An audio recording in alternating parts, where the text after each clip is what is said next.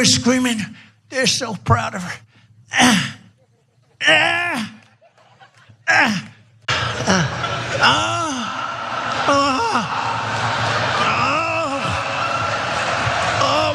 You can do it, baby. I love you so much. And just bad news, bad things are happening. Mom, I'm sorry. That video footage of Donald Trump moaning and groaning might actually turn some Democratic voters on. According to a new piece in the Washington Post, there's apparently a growing number of Americans who fall under the category of a specific type of political kink that makes me uncomfortable. It involves humiliation. I'm not really for it. I totally get that some people are into that in the bedroom. It turns them on. Now, political humiliation, though, is where people get turned on by the idea of having members of their, political opponents like mock them and humiliate them as they're getting it on. Like that turns them on. So for example, liberals desire being dominated by conservatives and called pejoratives that imply they are weak and unintelligent, while conservatives want to be mocked for supporting former President Donald Trump, among other perceived transgressions, and that's according to those who participate in this subculture. I mean, look, just based on my personal experience doing this show, I have not come across a single Republican who likes to be mocked for supporting Donald Trump. In fact, the second you take even a tiny jab at Trump, they lose their minds and start accusing you of Trump derangement syndrome.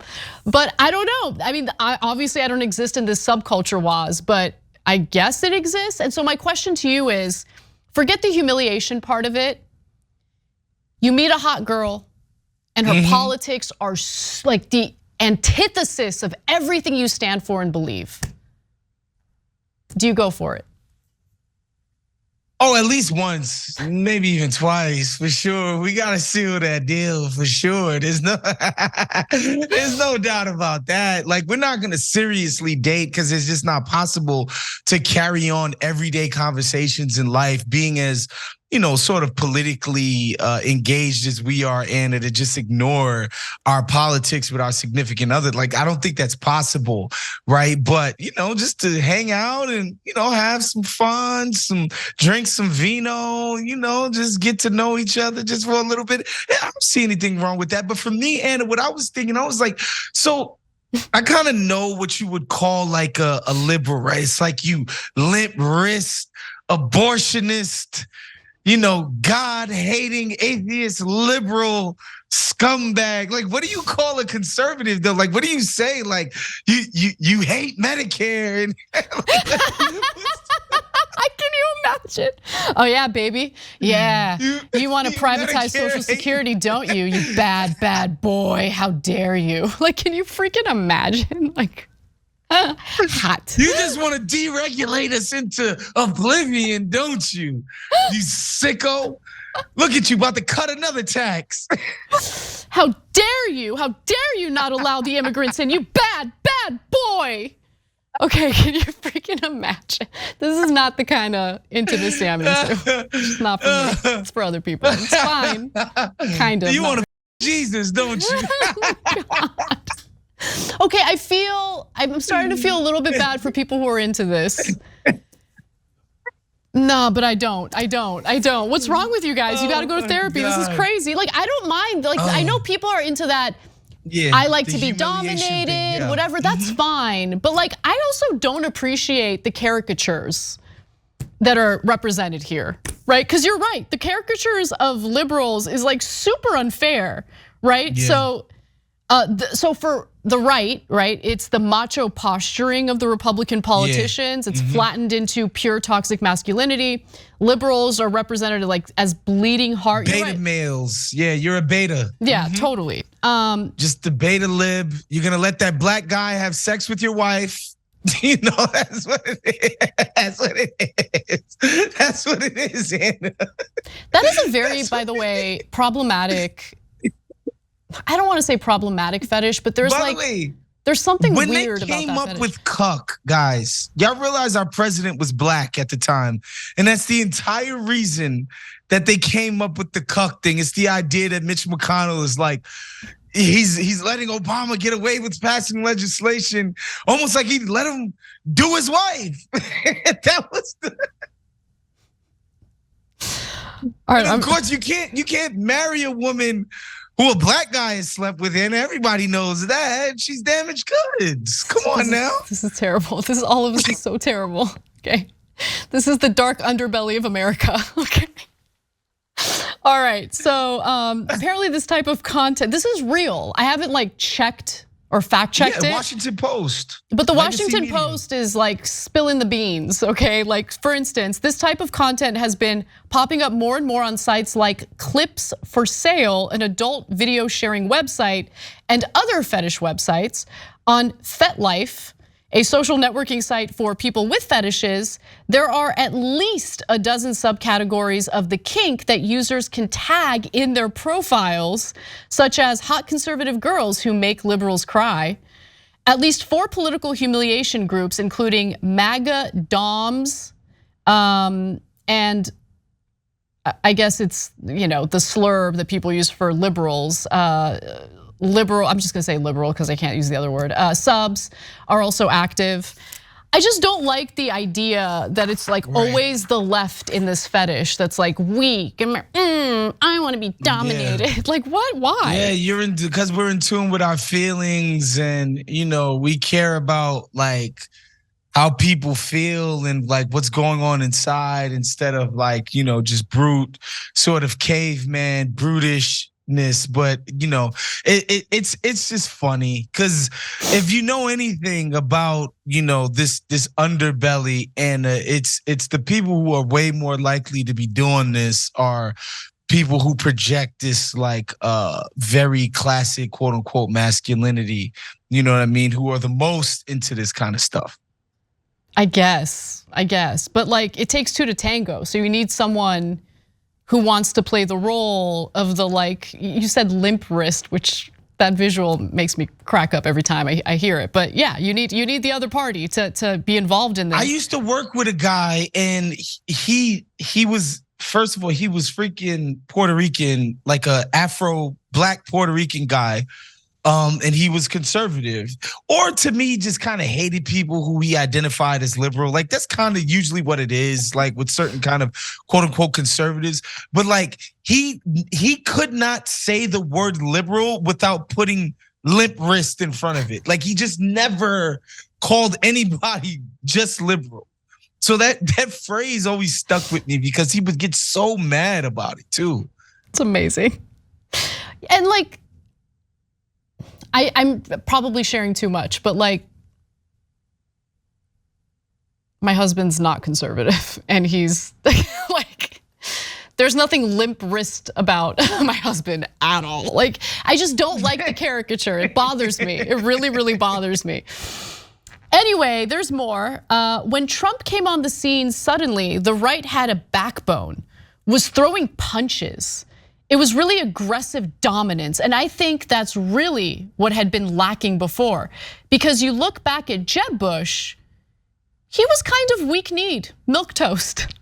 Okay, so low energy Jeb. I think there's some truth to that. But some people who have been involved in this long before Trump was even a blip on the political radar say like, no, there's been like this dynamic for a long time. This isn't really about Trump. Unlike in the non-fetish world, where most Biden and Trump supporters have few friends who vote for the opposing candidate, in the fetish world, it kind of allows political opposites to get together. So who knows, maybe this is an important kink to our democracy because it's bringing people from both sides together.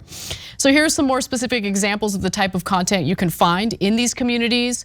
A majority of this content is liberals submitting to conservative Republicans or MAGA types, or being red-pilled into supporting and worshiping Trump.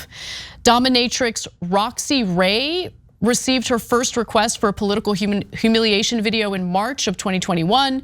From a fan who DM'd her writing, quote, "One of the most difficult and humiliating sacrifices to make is to vote for a Republican candidate when you're a Democrat. if I were to surrender control of my vote to you, Oh my God. that would be the ultimate sacrifice. This is, and you know this is real because of I don't know if you saw this with Mehdi Hassan on Twitter. Poor Mehdi. Where he why was are you bringing him into this? Poor Mehdi. No, because he went on there and he was like, yo, some of my Muslim homies not gonna vote for Joe Biden. And people were like, what the hell? They're not gonna vote. They gotta vote. Voting is crazy. That's how I know this DM exchange is real, because it's liberals who are that sick in the head who think like the ultimate sacrifices of vote for a Republican. Oh my God, I might die. It's like, that's gotta be real. That's authentic. Yeah. I guess supporting the other side in the minds of some of these people is like so mentality, naughty. basically. It's so naughty that it's tempting. You know what I mean? Like in the fantasy role playing bedroom context. So whatever. Look, it is what it is. You like what you like. I'm trying to be as open-minded as possible, even though I don't understand this and I've never desired it ever in a million years. But I mean, look, I think the thing that's rubbing me the wrong way about it, outside of the caricatures of the left, I guess, is I am getting a little tired of everything being so steeped in politics, right? Everything. Yes. Right, so you and I did the story about Robert De Niro's speech at the movie awards thing that he was part of. And I didn't make this comment, but I do feel this, like, just present the award. Like I don't mean to do a shut up and dribble thing. That's not what my intention is, but I just want like some escape. Give me some element of life where I don't have to be slapped in the face with someone's political views. Even if they're political views I agree with, like I just want a respite from politics. Yeah, and the thing is, for me, Anna, honestly, I'm finding that more and more I generally don't agree with people's political views. I don't care about quote unquote misinformation. I don't care about I don't like that shit don't align with my politics. You know what I mean? Obviously, I'm not conservative, so I'm not like, oh my God, he's dissing Trump. But I don't care, dude. Like, you're not talking about things that I care about. And I find that most of the time when these people want to do their grandstanding, it's not things that I personally give a damn about. Okay, final question for you, and I'm sorry to put you in this position, but let's say you were into this kink, okay? What would your political opponent have to say in the bedroom that is so against your politics that it would turn you on? You have to put yourself in the mind of someone who's into this kink. Damn, I mean, it would have to be. Oh, I'm gonna bust your union. Yeah, sure, we're gonna. I'm sorry. We're gonna bust every union in America. You like that? That's what I do. That's what I do. Oh my God. Labor laws, we're ripping them up. Oh, I'll dismantle your NLRB. Are you almost there? I'm sorry. Beta! If you enjoyed this video, that's because of our members. They make us independent, they make us strong, and they make us honest. Become a member today by hitting the join button below.